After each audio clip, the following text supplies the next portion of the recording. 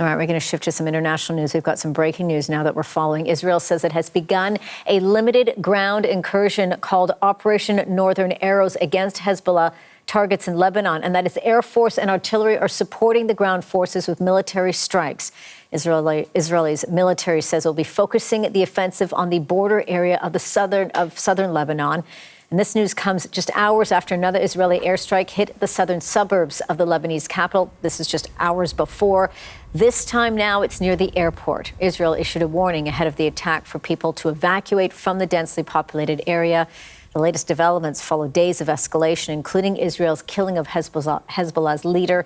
The militant group is vowing to avenge his death. Meanwhile, Lebanese civilians say they are facing a harrowing situation. So as the situation in Lebanon continues to grow more dangerous, the foreign minister has put out a message telling Canadians they must leave now. Melanie Joly says Ottawa has secured 800 more seats on flights out of the country over the next 3 days.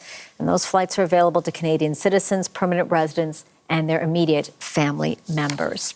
To break down now the potential impacts of all of this, Kamran Bukhari joins me now. Kamran is the Senior Director of Eurasian Security and Prosperity at the New Lines Institute for Strategy and Policy, joining me from Washington. Kamran, good to have you back here on Canada Tonight.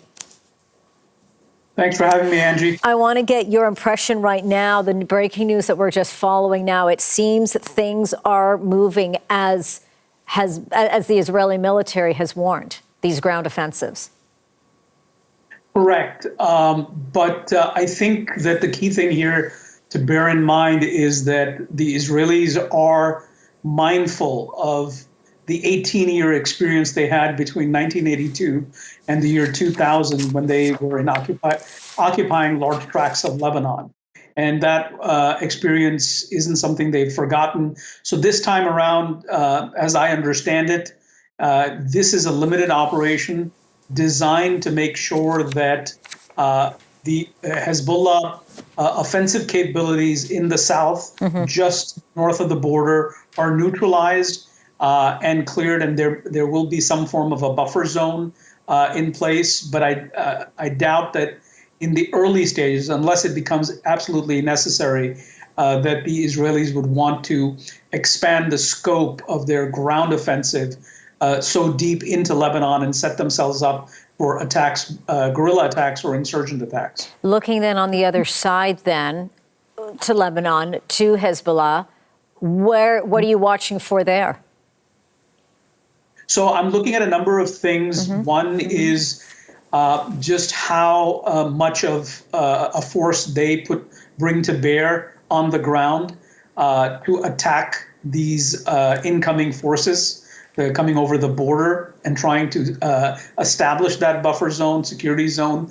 We don't have any details as to what the size of that zone will look like, but that's one thing I'm watching. The other thing is that what are the political negotiations happening behind the scenes? The Israelis would ideally want the Lebanese armed forces to be in control of this area when everything is said and done. So I'm going to be watching for movement on that front as well. But the big question, the ball is now in the court of Hezbollah, and to see what kind of response they give to this ground incursion. And as we're watching that, because it sort of appears over the last few hours, things sort of have unfolded a little bit quicker than perhaps we anticipated. We know the United States, Canada, Europe, they're all watching this very, very closely. Germany, for example, has pulled out any of its people that are over at the embassies and whatnot, pulling out any of its officials.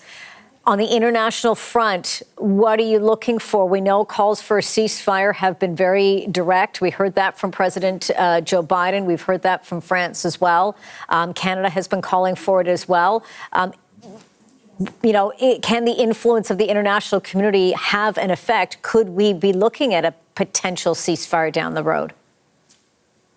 Down the road, yes, because, as all conflicts have to come to an end, right, and they come to an end via negotiated settlement. The question is when, and we just don't know the answer to that.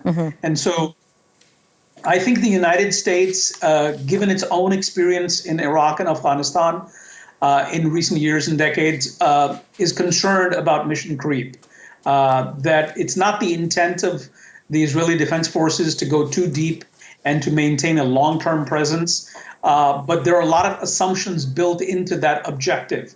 And a lot of intervening variables have to fall in place for the Israelis to be able to achieve that objective of a short-term, limited presence in South Lebanon. And so that is something that I don't think anybody is too confident of. Certainly the Biden White House, with elections around the corner, and Vice President Kamala Harris with a narrow margin lead over former President Donald Trump.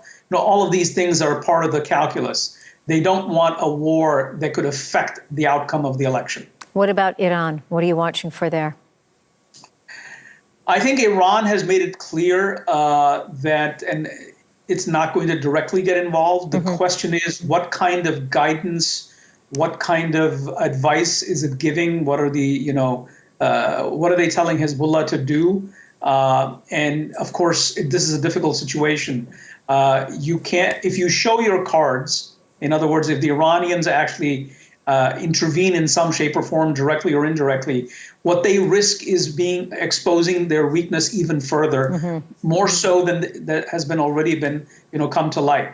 But if they don't, then if they don't show their cards, then they basically have to fold. So it's a very difficult situation for the Iranians, and so I will be interested to see, and we will know what the Iranians are planning and thinking based on the behavior of Hezbollah. We'll be watching it very closely, as you mentioned there now, sort of the ball's in Hezbollah's court. Kamran, thank you so much for this. Kamran Bokhari joining us from Washington.